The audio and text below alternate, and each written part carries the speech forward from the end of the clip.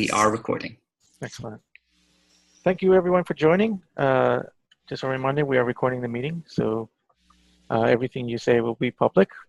We also have the meeting minutes. Please go ahead and fill in your name in the attending section, and fill anything also that you would like to talk about towards the end of the agenda.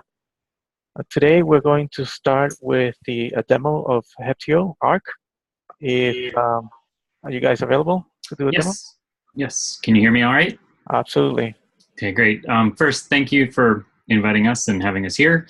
So I'm going to show a demo of a tool that we've been working on called Arc, which is for disaster recovery of your Kubernetes clusters and including your persistent data.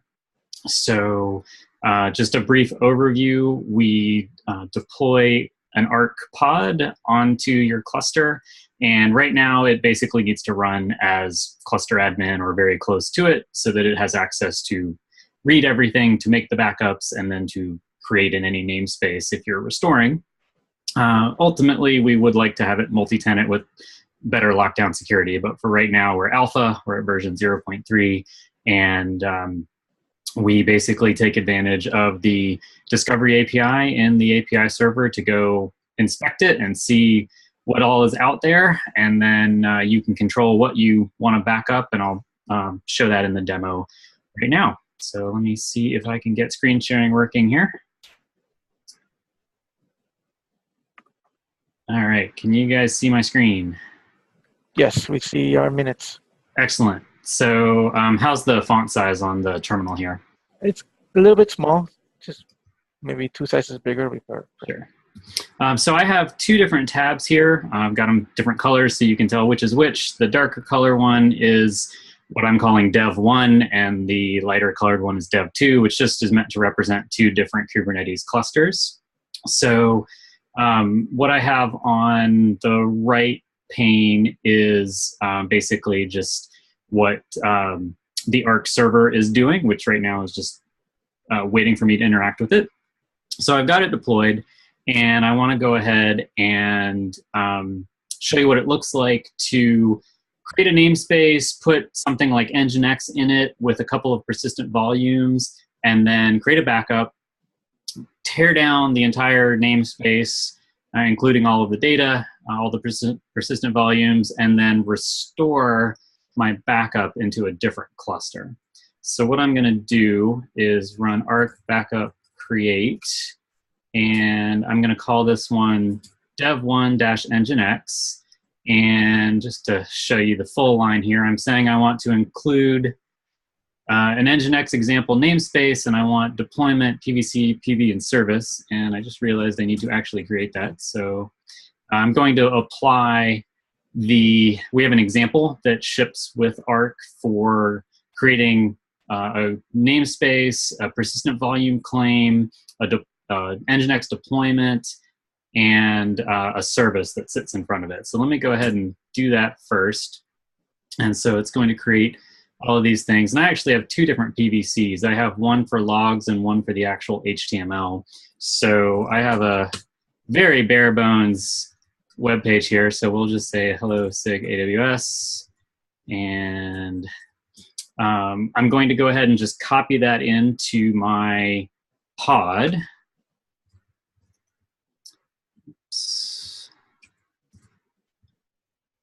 Oh, I had this here. Okay, here we go. So I am copying my index.html into what is a persistent volume mount. And if we describe the service, I have a load balancer here, which depending on AWS may or may not work, may take a little bit of time for that to come up. So let me go ahead and just curl the service IP to show you. We do actually serve up the index file that I created. So at this point, I'm going to go and see, do we have any backups? And we don't. So I can do arc backup create, And this is going to create my backup called dev1 nginx with the namespace that we have. And it's going to back up the deployment, the PVC, the PVs, and the service. So if we look over on the Arc log side of the house, you'll see it's processing the backup, and then it's snapshotting the 2 persistent volumes that I have, and then it's basically done. And I can show you, we have a feature that's not merged yet, but we can look at the logs of the actual backup here, and it spits out basically all of the things that it was working on. So it tells you what resources it's going to include, and then it goes through every single API group and all of the resources and all of the groups that it can find from discovery. And it will basically tell you, I'm not going to back up a whole bunch of things like jobs or certificate signing requests because they're not specifically included. But when you do get down and you see something like persistent volume claims, you'll see it will actually back up to PVCs and PVs and whatnot. So we can go ahead and take a look in, oh, there we go. There's our app up and running. So if we go look in S3, which is where we're storing our backup data, you'll see that there is now this dev1 nginx folder. And inside there, we have a backup JSON, which is just basically an export of the backup. And I'll show you what that looks like in a second. We've got the log file compressed, and then a tarball of everything that we asked it to back up. So we can go ahead and look at what the backup here, and you'll see it says that it completed and it was created and it has an expiration on it. And we can also take a look at it in YAML, for example, and you'll see, so this is using a custom resource. And so we've defined what we want it to look like. And so you can, basically the Arc backup create command is just syntactic sugar for creating a backup resource and posting it to the API server with all of this information. So let's go ahead and do something destructive. I'm going to delete my nginx example namespace, and I have had some issues this morning with it actually getting rid of all of the load balancer security groups related to the load balancer. So I'm going to go and do a little bit of hand holding here to get rid of the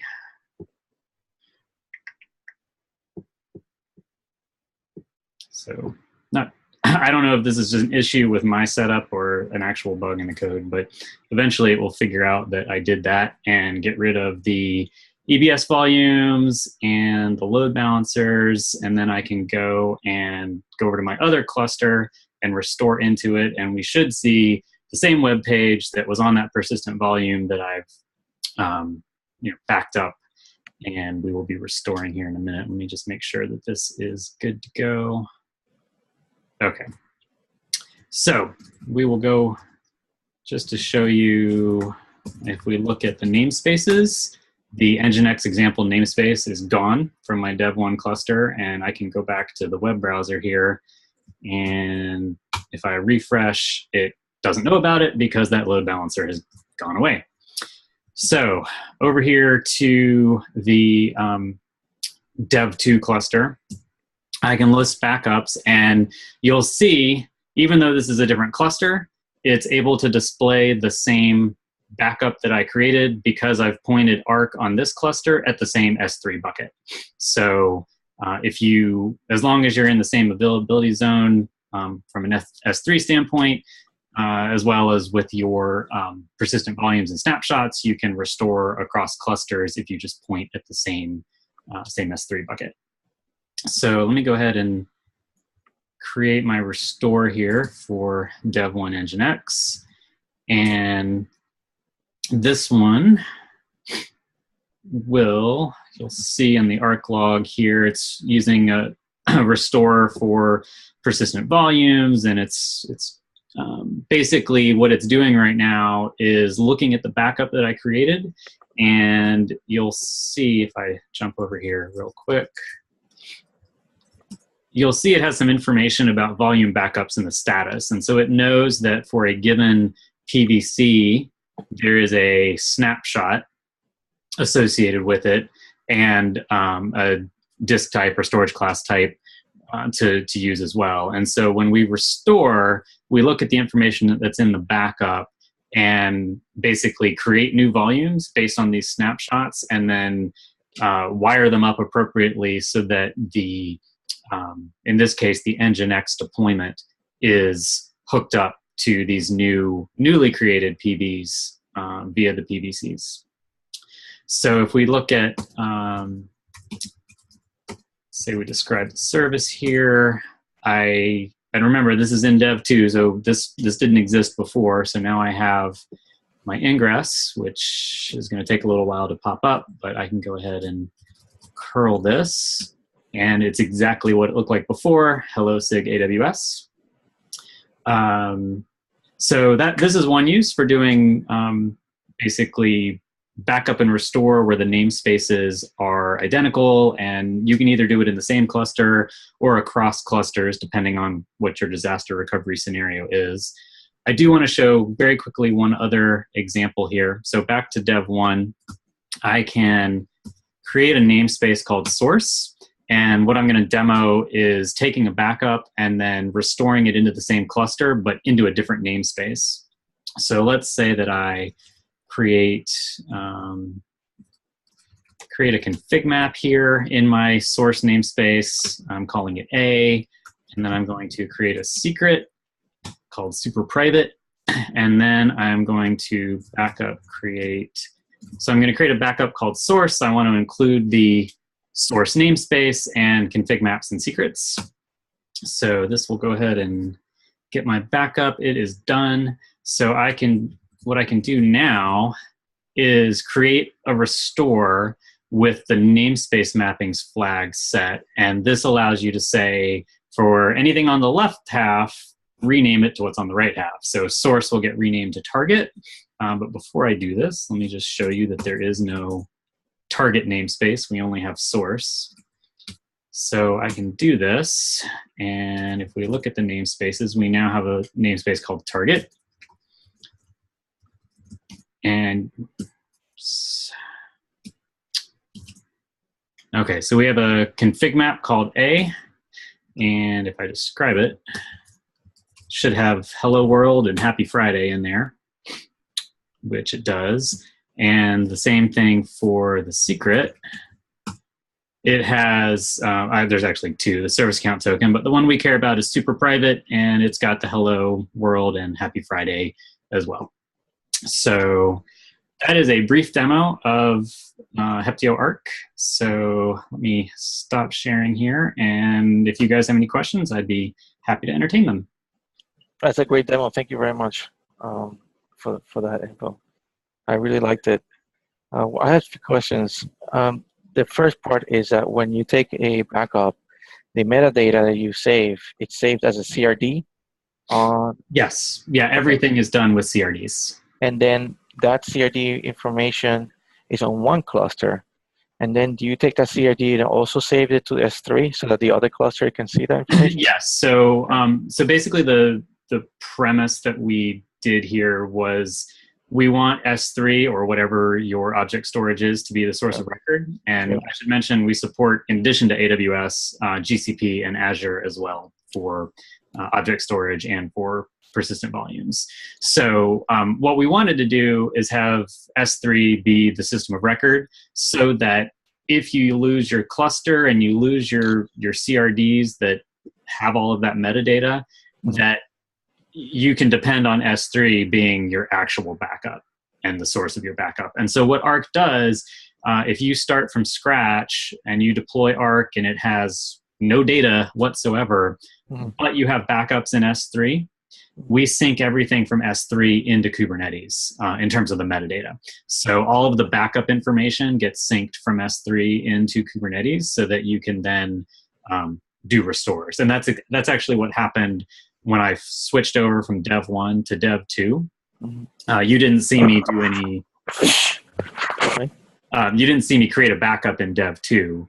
All I did was just wait for Arc to sync the backup that I had created and put into S3 Yes. into Dev2 so that it knew that it was there. So you had to pull that information from S3 and create the CRDs accordingly in that second cluster. Yes. Okay, cool. The second question I had is the UID of the service. It's used as the name for the ELB. So did you have to, when you do the restore in the second cluster and you got the same hash of the ELB? It was different. Oh, it was different. Okay. Yeah, at least when I was testing it this morning, I was getting different URLs. Okay, so that's fine. That's why I wanted to check, because I was really wondering how you forced it to have the same UID. So, yeah, I am. I'm not super familiar with how the ELBs are done by the AWS cloud provider in Kubernetes. So, like, if there was a collision like that, then that would be something that we'd want to try and address. So, I think it was creating different ones, but I'll defer to you guys as the AWS cloud provider experts. Okay. And I think this is probably not done yet, but if I had a job that, or something that executed a backup every so often, or once a day or something. We do have that. So that we call that a schedule, and it just uses standard cron syntax for that. And so instead of saying arc backup create, you just say arc schedule create, and you give it a cron schedule, and all the other parameters are the same for creating a backup, and we'll run it on whatever schedule you define. Okay. And then when you restore, the backups to snapshots to the EBS volumes are the diffs, not the entire, like it's new snapshot. Well, so the cloud providers, when they do snapshots, they are diffs. Okay.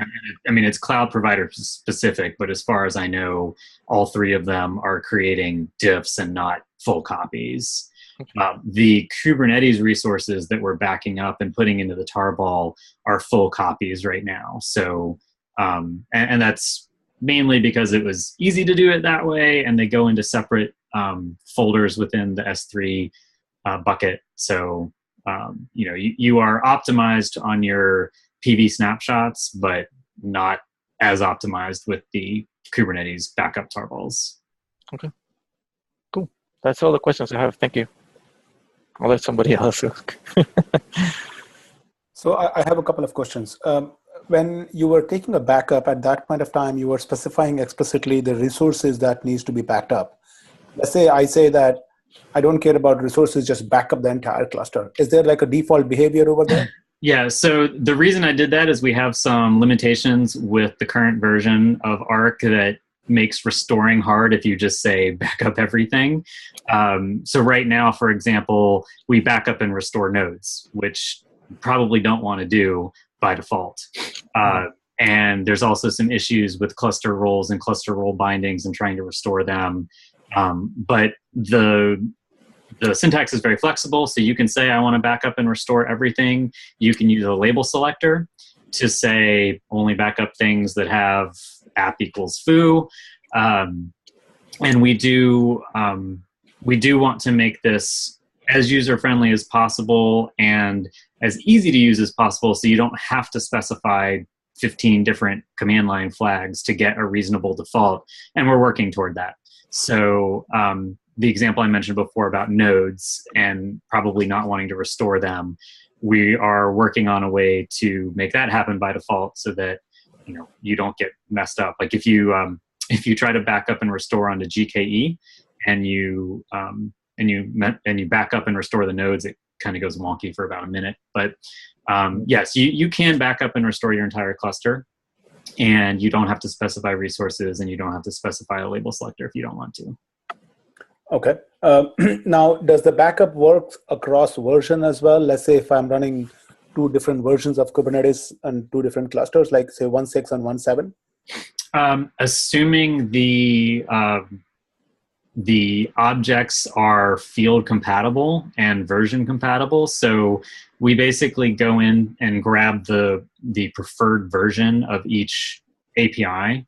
So like if you have RBAC, for example, and it has V1, Beta 1, and V1, if V1 is the preferred version, we're going to back that up. And then if you happen to try and restore into a cluster that doesn't have V1 for whatever reason, it's not going to work. So there's no flags right now to do any control there.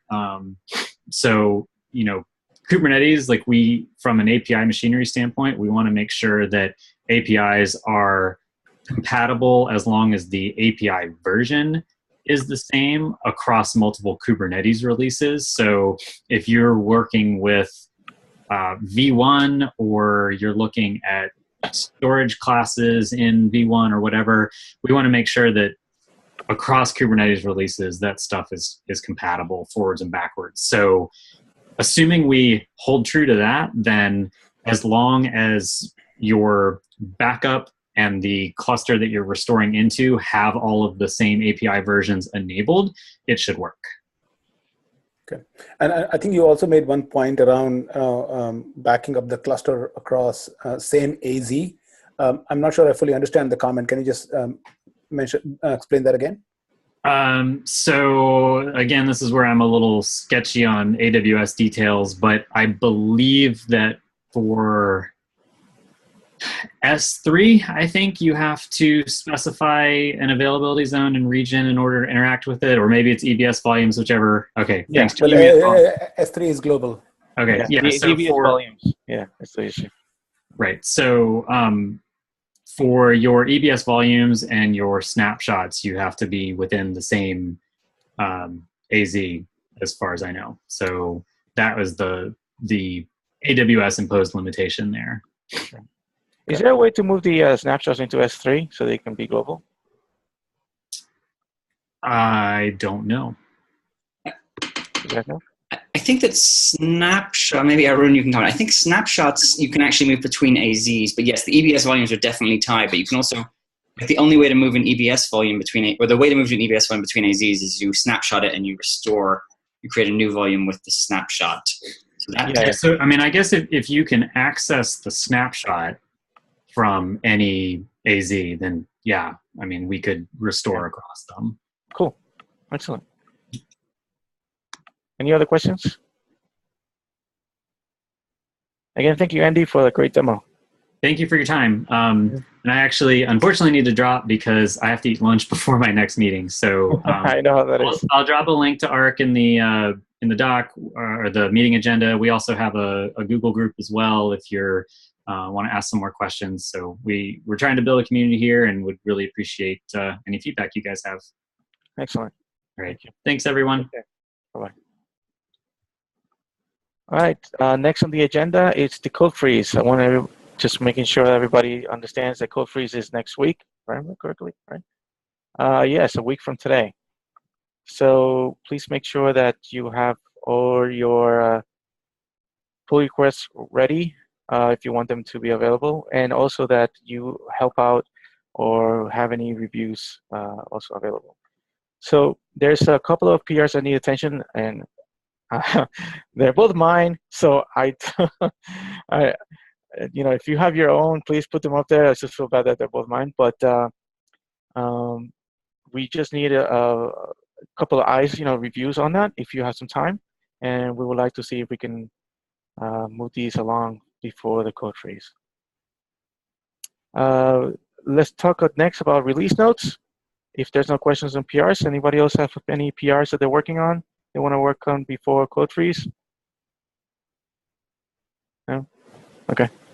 So let's go to release notes. I guess it's Justin, what do we do in release notes normally for AWS? we typically get a set of a mock set of release notes that is generated centrally, and then we edit them for, you know, humans.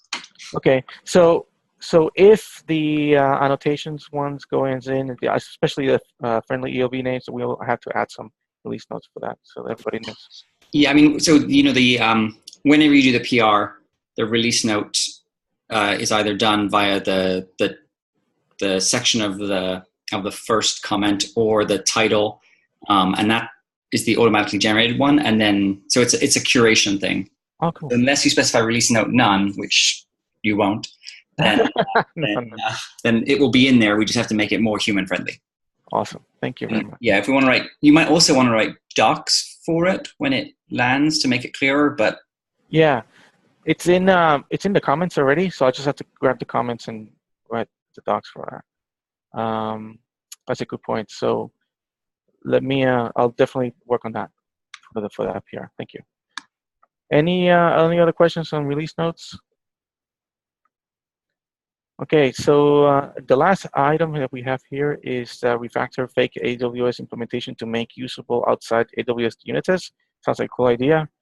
Who That was me. Right, cool. So I actually ran across this because I was trying to write unit tests for the Cloud Controller Manager, that the persistent volume label controller that was added there, and the cloud controller stuff all needs to have a cloud implementation, and certainly for my controller, it needs a cloud implementation that it can then cast either into a GCE or AWS type of setup for right now. And so, going through that, the fake cloud stuff isn't, will allow you to get in, past a cloud interface, but it won't work for anything if you actually need to stub out, say, an AWS functionality, right? You want to test something inside your controller, getting something specific from AWS. So I was looking around, and it looks like there is a fake AWS services that was implemented and is used in the AWS cloud provider stuff. Mm-hmm. I was wondering what people's thoughts were about kind of refactoring that area and pulling that out into its own kind of fake file to be usable outside of just the AWS unit tests. We're gonna have to do that anyway, right? We're gonna move the code out into its own cloud controller. So is that right? One day. Okay, someday. I mean, that's kind of the stuff that I'm working on, right? It's the persistent volume label controller is a needed step to be able to pull all that cloud provider stuff out of core kube, right, into its own repos. So what needs to be done to make it able to be used outside? What is it dependent on right now? Well, right now the implementation is all inside a test file. So we'd need to take all that implementation, the fake implementation stuff, and pull it out to its own, non-test file, and then obviously rework the tests to include the right files and things like that. I think that would be great. I'm just trying to remember exactly what we have in Kubernetes, but in COPS, which is a separate project, we actually have a much richer fake AWS one. So it's worth peeking a link. I'm going to paste a link to that one. I'm also going to try to find what the state of we have this sort of cloud mock thing, which is a much more comprehensive fake AWS implementation. Still not complete by any means, but you can actually create VPCs and describe them, and it does tags and things like that. So it is a pretty rich one. But I'd be in favor of splitting it out of the tests folder and moving it into wherever you want. We can start with what's there today, and then look at whether we can merge in the COPS one, whether we eventually split this out into a separate project, although that's always painful. But I kind of figured that eventually this whatever we're doing, the separating of functionality, when we pull the cloud providers out to their own repos, it would make sense to have that consolidated, that repo have the consolidated fake, and then KOps and kube or whatever is needed would pull from there. Mm-hmm. That works for me. What is the name of the file that we're discussing? It's AWS_test. Yep. Okay. I know it very well. Yeah, it's yeah. So I think that's a great idea. Rob, are you saying that you're going to be leading this if it does happen? I could. I don't have a problem with that, I guess. I am the primary needer of it at the moment. Yeah. So I don't have a problem working on that. And what repo are you working on that needs this?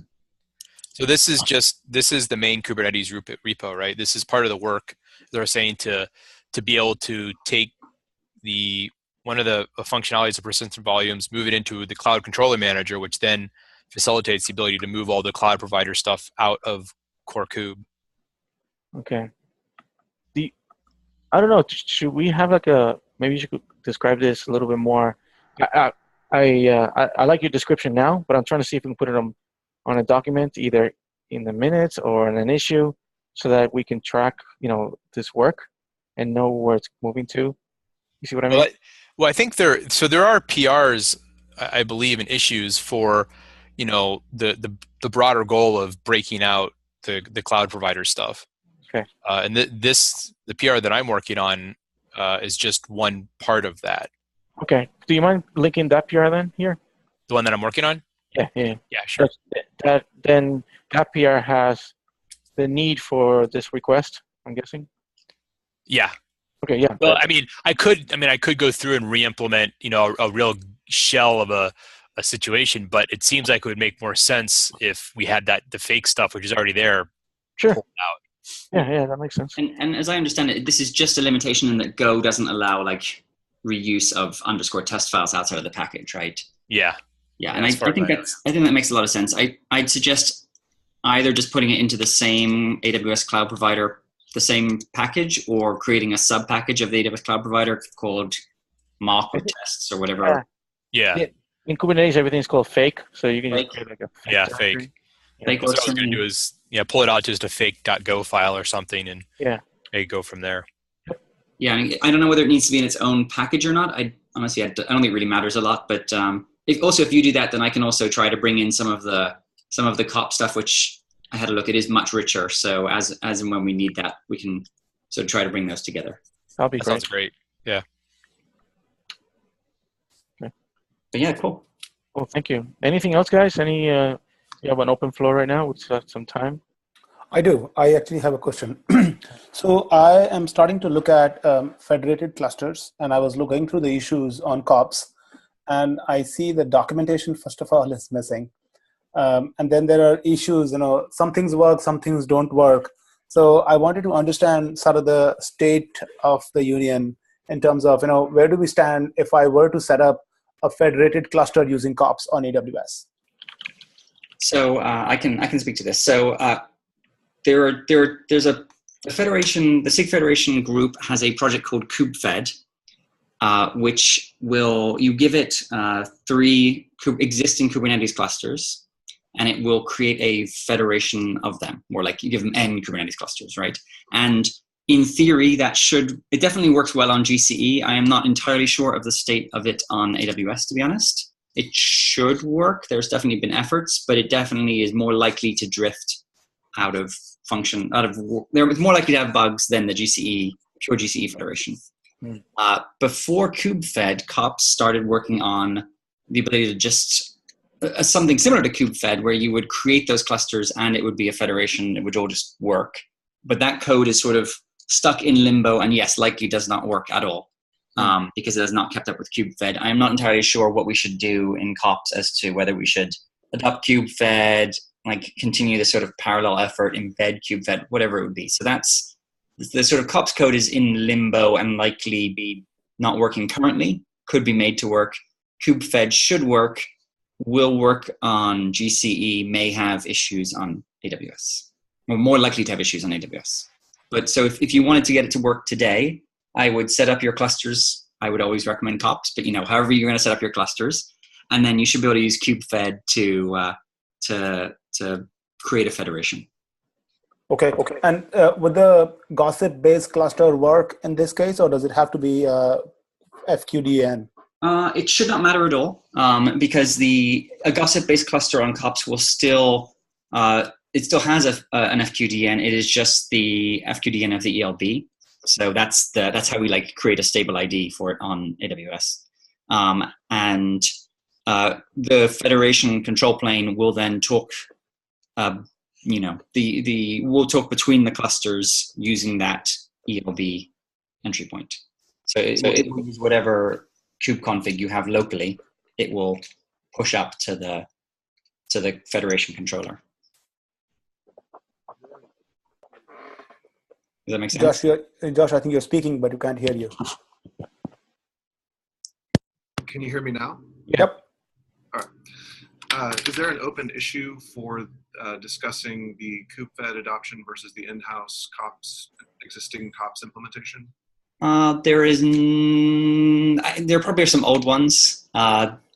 If we have. I don't want to like let COPS take over this. Like this is sig-aws, not sig-cops, but like I don't know if people have views about like how it should work in COPS or whether we should just dump that. What we should do, but feel free to open a new issue and comment or speak here if it's brief, I guess. But No, I was going to subscribe to that issue if it. Okay. That's all. I'm sure if you search for Federation, you'll see people being like, "What's the state of Federation?" There better be an issue, and if not, please do open one, and I'll. Well, there are issues, in some says, okay, somebody should document federation.md here, and they're pointing to the COPS docs essentially. So there are issues like those. But in terms of, the current state, there are 3 or 4 issues that keep pointing to each other. So, and they're dated, I think, May or June timeframe. So it's still pretty recent. So what I intend to do is I will give it a shot in the next couple of weeks for setting up a federated cluster. So hopefully for the next Kube AWS SIG, I might have some feedback. Cool, and definitely ping me with anything you find. Even if it's just kubefed not working with AWS, there's still opportunity to fix that before. Yeah. I'd say don't bother with the COPS one because it's very unlikely to work. But if you're feeling like you want to get stuck in some code, then feel free. Okay. All right. Cool. Thanks. Yeah. And actually, just a quick question, and I know this is kind of diverging from sig-aws, but I have a question for you guys on what do you feel federation means, and what do you want it to mean? Like I feel like there's some conversations on federation, and it's just about authentication and control. When I log into any of these clusters, and I want have the same RBAC rules and things like that. There's another situation where they say, I want to be able to move workloads from one to the other. And that's a completely different thing. So I want to just get an understanding of, from just because we're here having a conversation, what to you federation means, or what would you like out of, forget the name, what would you like to have if you have 3 or 4 clusters? I can answer that. I have a specific use case. Right now, we do rolling deployments across 3 or 4 clusters in different AWS regions, and we're managing that all with our CI. And I would love to manage that with Federation instead of having to. I'm trying to move as much as possible out of Jenkins and into Kubernetes. Okay. Including the like sig test basically would love to do as well. Okay. Thank you. And I'll definitely know more about this, what my use case is and what our customers want in next 2 weeks. Oh, cool. Yeah, I just want to make sure that I get enough, there seems to be like people using the same word mean different things. So I just trying to make sure we all speak the same language. There is definitely a technical distinction in that, you might argue that like so when we did multi-AZ on a single cluster in Kubernetes can span multiple AZs, and that was sort of a compromise because you could argue that a better architecture might be to use like 3 separate clusters and have the federation. Yeah. But the that is a bit of a pain, and full federation isn't fully ready yet. And so a sort of compromise was that a single cluster would run in multiple AZs and it would be okay. There are some very notable shortcomings. Like, for example, we don't have any zonal affinity of traffic. So you could have your web server talking to a database in a different AZ and just incurring charges for no really good reason. But that's sort of like the compromise. The real long-term goal is that federation will be the approach, and that you'll still be able to use multi-AZ, but federation should work just as well and be just as easy even in a single region. But if you want to run multiple regions, you will definitely need to use federation. The intention is that there will never be a Kubernetes cluster that is latency aware and all of those sort of things that are involved in being multi-region or multi cloud provider. Mm-hmm. Yeah, just as a data point, we started off with multi-AZ clusters, but then we ran into lots of issues with cross-AZ networking, and we very quickly, we have decommed that design where all of our clusters are single AZ now. Could you, just a quick question, did you think about doing labels on your, maybe some nodes and saying node selector for some of your applications, so that way it forces them to that an AZ? It wasn't worth it. Okay. Frankly. It was just, there was too many, especially in like US East 1, which has, in my experience, like the worst network I've ever dealt with. No offense to that one. It's just the oldest one, and just had more problems than the other regions in my experience. But we're both out of that region and out of the multi-AZ implementation for our stuff. Okay, cool. Our stuff specifically being like www.mozilla.org and a bunch of other Mozilla websites. So Josh, in that case, you say you run your cluster in a single AZ. That means all of your masters are running in a single AZ? We do failover at the region level. So we deploy all of our important apps to multiple regions, and we use either traffic policies or basically just DNS failover at the global level instead of at the. And so that's where the federation is helpful to you. Yes, that's well. Federation would specifically help once it's ready. Once we're ready for it and it's ready for us, it will specifically help us move some logic out of, theoretically move some stuff out of Jenkins logic and into Kubernetes logic, because we should be able to do rolling. I mean, we're just doing rolling deploys. We just deploy, run some tests. We may still end up using a bunch of stuff in, I mean, even after Federation, we may still do a bunch of stuff in our CI/CD pipeline, but I think it would be really nice to be able to have that, not having to go manage each individual cluster for each individual thing. We have not even, like, it's still it's an issue in the backlog because it's been, as far as I know, everything's still very alpha and no one's running it in production, and nor should they, from what I can tell. Yeah. But as soon as it's close to production ready, or mature and has enough of the objects that it'll make sense, I'm very excited about playing around with it, and I'm eventually wanting to do. We're right now we're all in AWS, but I'd like to go multi-cloud federation eventually. That's going to be even farther along than just federation by itself, though.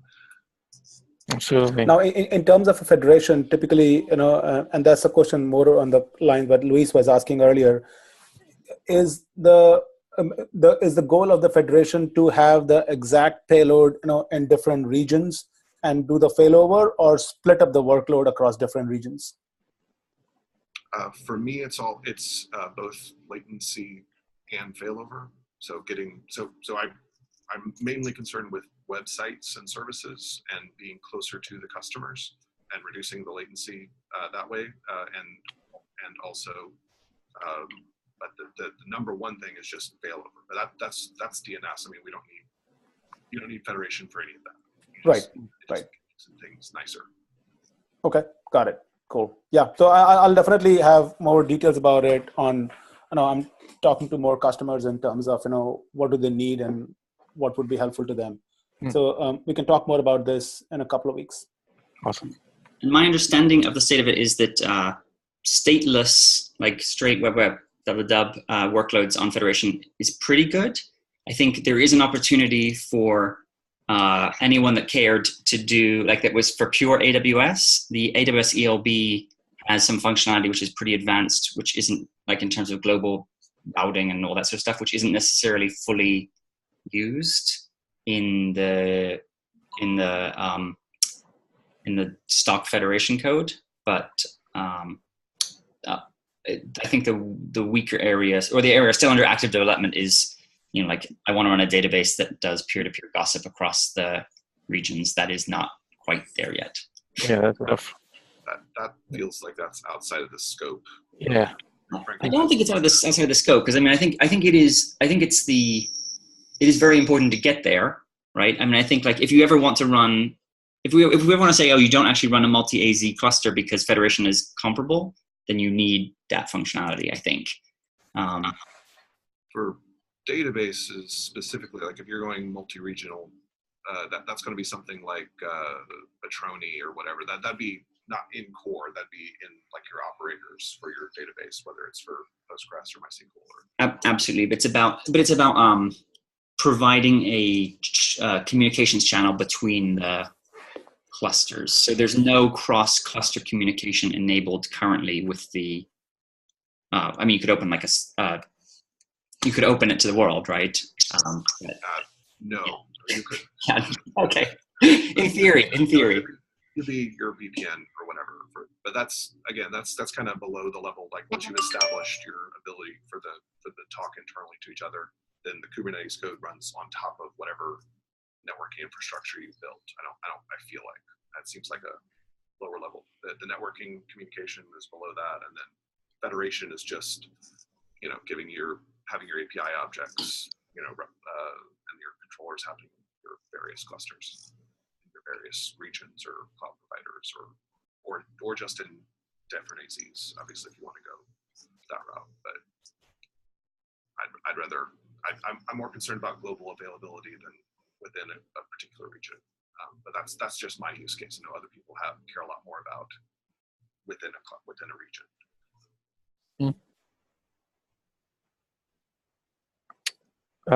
Anything else, guys? All right, then I'll give you back 10 minutes. Thank you very much for coming. I'll see you guys all in 2 weeks. Have a good weekend. Friday. Yeah, guys. Bye-bye.